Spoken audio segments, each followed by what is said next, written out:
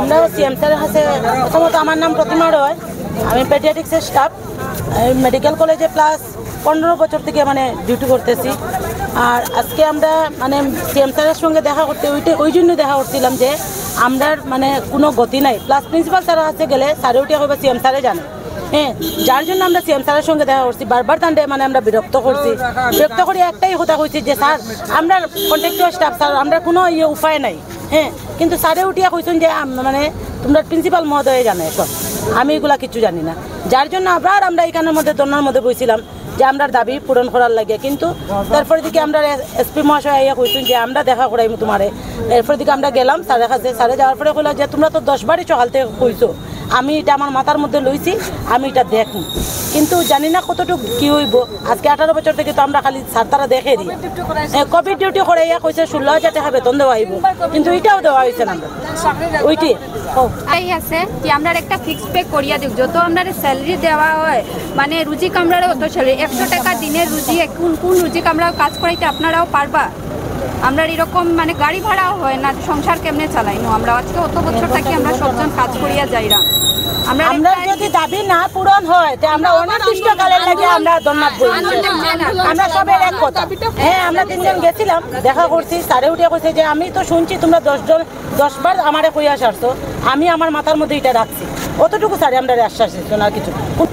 হ্যাঁ, আপনারা 18 বছর থেকে শুধু আশা করিয়া যাই, কিন্তু ফল তো কিছু পাই না। ঠিক আছে, যেহেতু 18 বছর আগে কংগ্রেস সরকার আছিল, এখন বিজেপি সরকার এসেছে, তাই আশা রাখি যে উন্নতির দিকে বিজেপি সরকার কাজ করছে।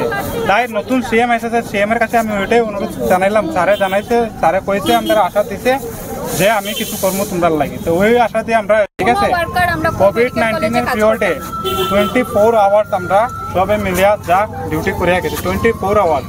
এইগুলোর লেটারও আছে আমরা গেছে, এগুলোর লেটার আপনি দেখবা যা দিছে আমরা অ্যাডমিনিস্ট্রেটিভ বিল্ডিং এ প্রিন্সিপাল স্যার, সুপারিনটেন্ডেন্ট স্যার তারা অর্ডার দিছে, তারা অর্ডার অনুযায়ী ডিসি স্যারেও দিছে অর্ডার, আমরা কাজ করিয়া গেছি, কাজ বন্ধ রাখছি না। ঠিক আছে, ওর জন্য রিকোয়েস্ট করলাম, প্লাস আমরা 5,000, 6,000, 7,000 মিনিমাম স্যালারি, 5,000, 6,000, 7,000 স্যালারিতে কি ঘর চলে ভাই? আপনি কইন না ঘর চলে না, চলে না। এই কারণে আমরা জাস্ট ওইটাই বিশেষ করছি যে আমরা যদি পার্মানেন্ট যদি নাও করতে পারে, স্যারা যদি নতুন গাইডলাইন আনতে, আমরা অতদিন থেকে কাজ করে আইছি, আমরা এটা হক আছে, আমরা এটা মাংরাম। ঠিক আছে, আমরা যেহেতু একটু স্যালারিটা যা হিসাবে আমরা ফ্যামিলি বাইডেন চলে, ঘর সংসার চলে, ওইটা চলে ওই হিসাবে, আর কিছু না। আর আমরা তো নিম্নমান 360 অ্যারাউন্ড স্যারের সাথে দেখা করছি, মানে স্যারকে কইছি যে স্যার একটু দেখুন আমরা এদিকে।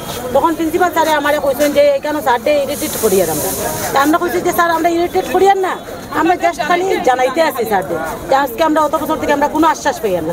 তখন স্যারে আমারে কইছেন যে তুমি এই নাটকটা কেন করলা, এই তোমার নাম কি? আমি বলছি আমার নাম প্রতিমা রয়, অতটুকু আমার। আমরা যদি মানে কাজ করা হয় তাই আমরা স্যালারি আছে, আর কাজ যদি না করি তাই আমরা কোনো স্যালারি নেই, নো ওয়ার্ক নো পে।